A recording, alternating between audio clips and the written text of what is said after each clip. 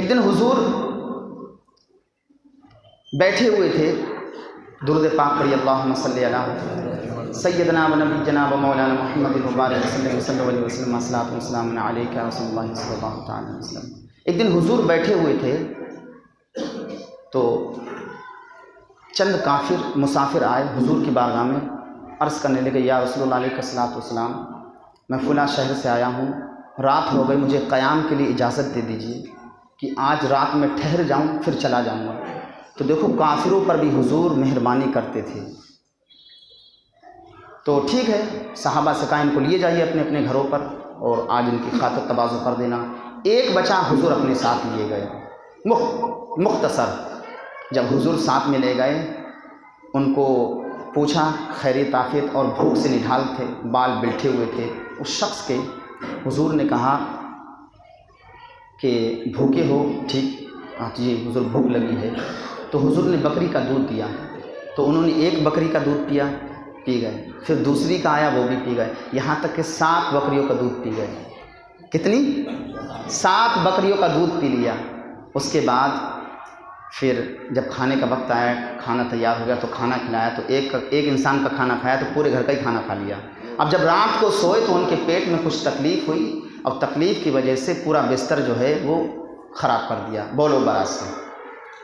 اب جب رات میں وہ نیند سے بیدار ہوا تو اسے بڑا حزن و ملال کہ یہ تو چادر بھی خراب ہو گئی، کپڑے بھی خراب ہو گئے، حضور کا بستر بھی خراب ہو گئے، اب منہ کیا دکھاؤں گا، کیسے جاؤں گا ان کے سامنے؟ تو جب اس کے یہ دل میں کھٹکنے لگی تو حضور اس کے ارادے قلب سے آگاہ ہو گئے۔ سبحان اللہ، حضور کے دل میں یہ بات آ گئی کہ یہ جو شخص آیا ہوا ہے مہمان پریشان ہے۔ حضور نے خاموشی سے جا کر زنجیر کھول دی، حجرے کی کباڑ کھول دی، اور خاموشی سے جا کر اپنے سو گئے۔ سونے کے بعد وہ نکل گیا، کسی طرح سے دیکھا کہ گیٹ کھلا ہوا تو وہ نکل گیا۔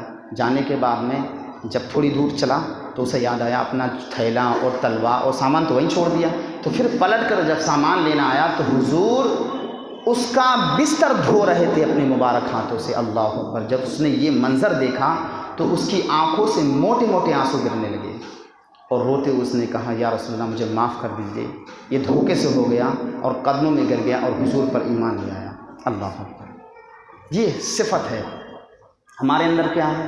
ہم جب تک دوسروں پر ظلم نہ کر لیں، دوسروں کا مال چھین نہ لیں، دوسروں کے بارے میں غلط سوچ نہ لیں، جب تک ہماری نیندیں پوری نہیں ہوتی، ہمارا کھانا تک ہضم نہیں ہوتا۔ ہماری سوچ یہ ہے، لیکن اللہ کے رسول کی یہ سوچ تھی، ایسی پیاری سوچ تھی، اگر اسی سوچ پر ہم عمل کرنے لگیں اللہ اکبر تو ہمارے جو ہے زندگی سمجھ جائے۔ میرے حضور جب انگلی کا اشارہ فرماتے تو چاند 2 ٹکڑے ہو جاتا۔ اسی حضور کے تو امتی ہیں ہم۔ اگر ہم اپنی زبان سے دعائیں کریں، دعائیں قبول نہ ہوں، ضرور قبول ہوں گی، لیکن ہم اپنا ارادہ تو بنائیں، ہم اپنے قلب کو صاف تو کریں۔ اللہ اکبر! کبھی کنکریوں کی جانب اشارہ کرتے، کنکریاں کلمہ پڑھنے لگتی۔ اللہ اکبر! او سڑیاں کھجورا اگا جاندا، او پتھرانو کلمہ پڑھا جاندا، قطرے کو سمندر ذرے کو ستارہ کرتے ہیں، کونین کو خم آ جاتا ہے جب زلف سوارا کرتے ہیں۔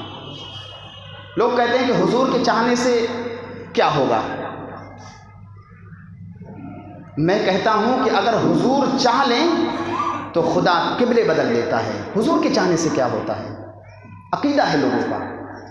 اگر حضور چاہ لیں تو خدا قبلے بدل دیتا ہے۔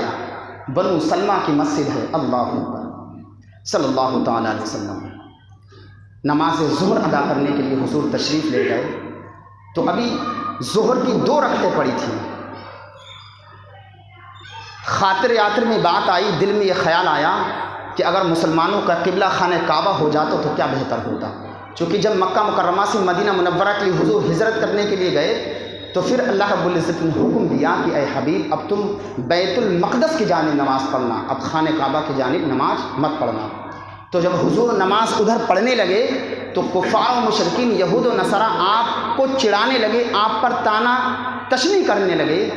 تو ایک دن نماز پڑھا رہے تھے بنو سلمہ کی مسجد میں، ظہر کی نماز تھی، 2 رکعتیں پڑھنی کہ دل میں ارادہ ہوا، رب سے مانگا نہیں، دعا نہیں کی، بلکہ دل میں ارادہ ہوا، فوراً حضرت جبریل امی آئے اور قرآن کی پھر آیت مبارکہ لے کر کے آئے قد نرا تقلب وجهک فی السماء فلنولیک قبلۃ ترضاها۔ اے حبیب اگر پروگرام بن گیا ہے تو رخ پھیر لیجئے، یا اللہ تیری نماز تو پوری ہو گئی، پھر رخ پھیر لیں گے۔ اگر ہم نماز کا ٹائم بدلتے ہیں، وقت بدلتے ہیں، تو ہمیں ایک دن پہلے بتانا پڑتا ہے۔ ہمارے مؤذن صاحب بتاتے ہیں پہلے کہ آج ظہر یعنی کل ظہر 2:15 بجے ہوگی، اگر اسی دن ظہر کی نماز 2:15 بجے پڑھا دیں تو لوگ تو جھگڑے کو اتر جائیں گے، لوگ تو گلے کو آئیں گے کہ یار ہم تو آئے تھے 2 بجے کے ٹائم سے، آپ نے 15 منٹ بڑھا دیا، ہمارا کام رک گیا، ہم یہاں انتظار کر رہے ہیں۔ اگر ہم نماز کا وقت ہمیں بدلنا ہوتا ہے تو ہم ایک دن پہلے بدلتے ہیں، ایک دن پہلے بتاتے ہیں۔ یہاں تو قبلہ بدلنا تھا یار، حضور کے چاہنے سے کچھ نہیں ہوتا۔ اللہ اکبر، اے حبیب پروگرام بن گیا ہے تو رخ پھیر لیجئے، یا اللہ تیری نماز تو پوری ہو لے، تیری نماز تو پوری ہو جائے۔ تو اے حبیب میری نماز بعد میں ہوگی، پہلے تیری مرضی پوری ہو جائے۔ اللہ اکبر، ایک بار سبحان اللہ تو کہہ دیجیے نا۔ سبحان اللہ میں پیسے تو لگتے نہیں نہ، الحمدللہ کبھی میں پیسہ مانگتا ہوں، اور ایک مرتبہ سبحان اللہ کہنے میں اللہ 10 نیکیاں لکھتا ہے، 10 گناہ مٹاتا ہے اور 10 درجے بلند فرماتا ہے۔ اللہ اکبر۔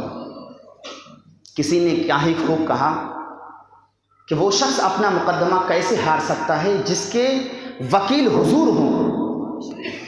تو یہاں وکیل جو ہے وہ موکل کے ہی معنی میں ہوتا ہے، ایڈوکیٹ کے معنی میں ہوتا ہے۔ تو یہاں وکیل موکل کے معنی میں نہیں بلکہ وکیل یہاں شفیع کے معنی میں ہے، اس لیے کہ وکیل جج سے کہتا ہے کہ میرے موکل نے یہ گناہ نہیں کیا لہٰذا اسے چھوڑا جائے، ہر حال میں اسے بے گناہ ثابت کرنے کی کوشش کرتا ہے۔ وکیل جج کے سامنے کہتے نہیں کہتا ہے کہ میرے موکل نے، میرے مجرم نے گناہ نہیں کیا، یعنی بے گناہ ثابت کرنے کی کوشش کرتا ہے، اگر کیا ہو تب بھی بے گناہ کرنے کی ثابت کرتا ہے، کوشش کرتا ہے کہ کسی طرح سے اس کو چھٹا لیں۔ تو گویا کہ موکل کی بات وکیل کی بات ہے، جو موکل کہتا جو گنہگار کہتا وہی وکیل کہہ رہا ہے، گویا کہ دونوں شخص ایک ہی بات کہتے ہیں، تو ہمیشہ چھڑانے کی کوشش کرتا ہے۔ تو یہاں حضور شفیع کے معنی میں ہے۔ تو وکیل کہتا ہے میرے موکل نے یہ گناہ نہیں کیا لہٰذا چھوڑا جائے، اور شفیع کہتا ہے کہ میرے موکل نے ہر کچھ کیا ہے لہٰذا اسے چھوڑا جائے، اس لیے کہ میرا آنا دیکھا جائے۔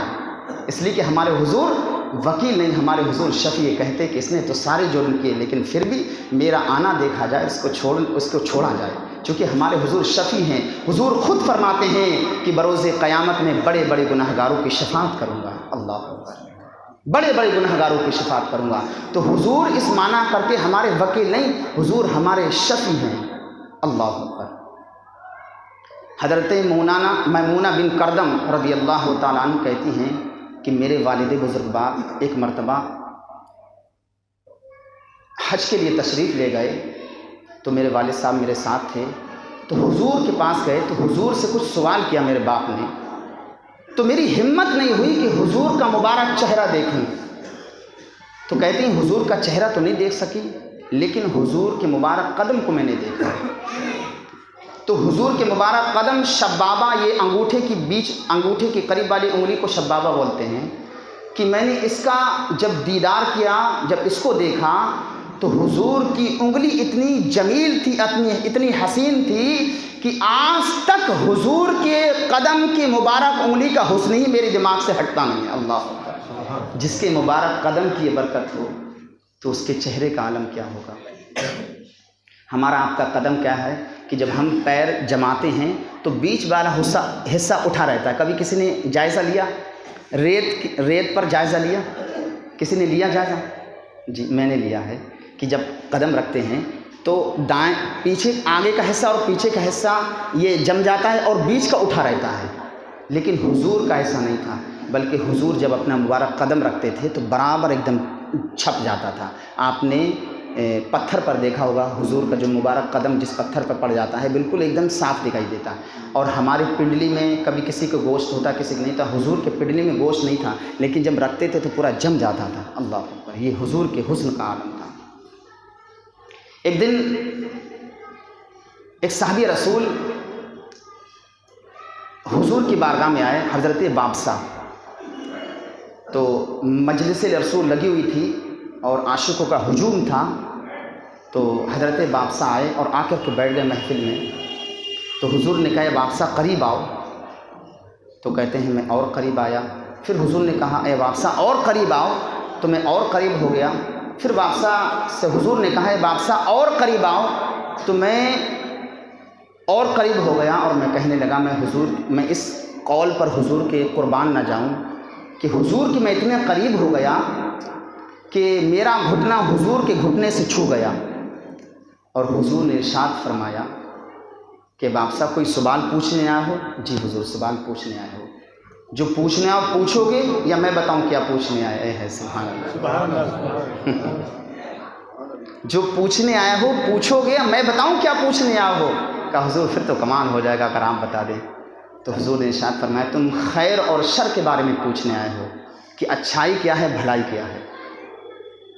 تو کہتے ہیں کہ حضور نے 3 انگلیاں بنائیں اور وابسہ کی دل والے جگہ پر ماری کہ استفت من قلبی، اسی دل سے پوچھ لے خیر کیا ہے اور شر کیا ہے. یہی بتا دے گا، یہ جو مفتی اندر بیٹھا ہے یہی تجھے بتا دے گا خیر کیا ہے شر کیا ہے. اللہ اکبر. حضور ارادے قلب سے آگاہ ہو جایا کرتے تھے.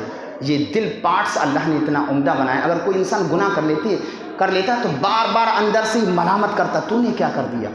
اگر نماز چھوڑ دیتا ہے کبھی آپ جائزہ لے کے دیکھیے اندر سے ملامت کرتا ہے تو نے آج نماز فجر کیوں چھوڑ دی، بستر پر سویا کیوں رہ گیا. اگر آپ نے کسی کو گالی دے دی تو یہ دل اندر سے بار بار جھجلاتا ہے کہ تو نے گالی کیوں دے دی. یہ دل اللہ کا بڑا عمدہ شے ہے. اللہ نے بڑا عمدہ پارٹس بنایا ہے. جب انسان گناہ کرتا ہے تو یہ اندر سے خود آواز دیتا ہے تو نے کیا کیا. حضرات محترم، ایک واقعہ اور آپ کی سماعتوں کے حوالے کر دوں انشاءاللہ، چھوٹا سا مختصر سا. درود پاک پڑھیے اللہم صلی علی محمد. ایک دن حضور مدینہ منورہ کے گلیوں سے باہر نکل گئے تو کیا دیکھا کہ ایک وفد طارق جمع، مطلب مدینہ منورہ کے باہر کیا دیکھا کہ ایک پورا قافلہ جمع ہے. تو حضور جب ادھر سے ٹہلتے ہوئے آئے تو وہاں اونٹ چل رہے تھے. حضور نے ارشاد فرمایا کیا اس میں سے ایک قیمتی بھی اونٹ تھا، سرخ اونٹ. حضور کو پسند آ گیا. کہا یہ اونٹ بیچتے ہو؟ تو کہا بیچتے ہیں. سودا طے ہو گیا. کافی دیر تک بات ہوئی. اس کے بعد میں کہا کہ حضور نے کہ میں کوئی تجارت انداز سے تو آیا نہیں تھا، میں بس ایسے ٹہلتا ہوا آیا، میرے پاس پیسے تو ہے نہیں، میں جاؤں گا پھر پیسے آپ کے واپس کر دوں گا. تو حضور نے اونٹ کی نکیل پکڑی اور تشریف لیے گئے. وہ دیر تک دیکھتے رہے. جب حضور آنکھوں سے اوجھل ہو گئے تو آپس میں ذکر کرنے لگے یار تم نے ادھار اونٹ دے دیا، کیا اس کا پتہ پوچھا تھا یہ کون ہے؟ تو دوسرا کہنے لگا نہیں ہم نے تو نہیں پتہ پوچھا یہ کون ہے. کہا یار قیمتی اونٹ تم نے دے دیا. چونکہ ادھار جب ہم کوئی سامان دیتے ہیں تو بیچ میں کسی کو ضامن ٹھہراتے ہیں یا کسی کو چیز گروی رکھ دیتے ہیں تب ہم ادھار دیتے ہیں، ورنہ اگر کوئی نقد لیتا ہے تو اس کا سوال اس کا پتہ نہیں پوچھتے ہیں بلکہ اس کو دے دیتے ہیں. تو کہتا ہے دوسرے کہنے لگے یار جب وہ بات کرتا تھا اس کے منہ سے پھول جھڑتے تھے، میں تو اس کی گفتگو میں ہی کھو گیا. اللہ اکبر. حضور کا حسن بیان کرتے ہیں. کہتے ہیں یار اس کی میں نے ابرو دیکھی، اتنی مبارک ابرو تھی کہ اسی میں کھو گیا. کوئی کہنے لگا یار اس کے بال اتنے پیارے اتنے کالے تھے، گھنگرولے بال تھے کہ اس کے بال کے پیچ و خم میں گم ہو گیا. یا تیسرا کہنے لگا یار جب وہ بولتا تھا نا یار تو پھول جھڑتے تھے، اس کی آنکھیں اتنی پیاری تھیں، اس کا بولنا اس کا لب و لہجہ اتنا پیارا تھا کہ ہم اسی میں گم ہو گئے. تو یہ تمام لوگ تعریف بیان کرتے کرتے ایک شخص بولا یار اپنا حسن کا جادو دکھا کے تم سے قیمتی اونٹ ہتھیا کے لے گیا.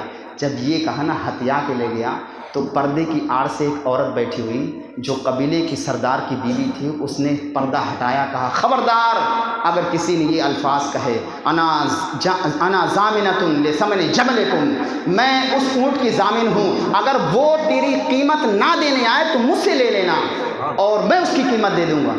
تو لوگ کہنے لگے اچھا تو جانتی ہے وہ کون ہے؟ واللہ میں بھی نہیں جانتی وہ کون شخص تھا. جب تم سے سودا کر رہا تھا تو پردے کی آڑ سے میں نے اس کا چہرہ دیکھا تھا. اس کا چہرہ اتنا حسین تھا، اتنا جمیل تھا، اس کے چہرے سے اتنا نور ٹپکتا تھا. جس کا چہرہ اتنا نورانی والا ہو وہ جھوٹ بول ہی نہیں سکتا. اللہ اکبر.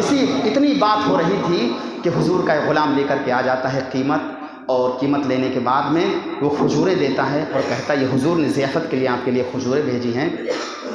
تو وہ کہتے ہیں سارے لوگ قبیلے والے کہ یار پیسے مت دے، میں تو خود ان کے لیے بک چکا ہوں، وہ پیارا رہتا کہاں مجھے یہ بتا.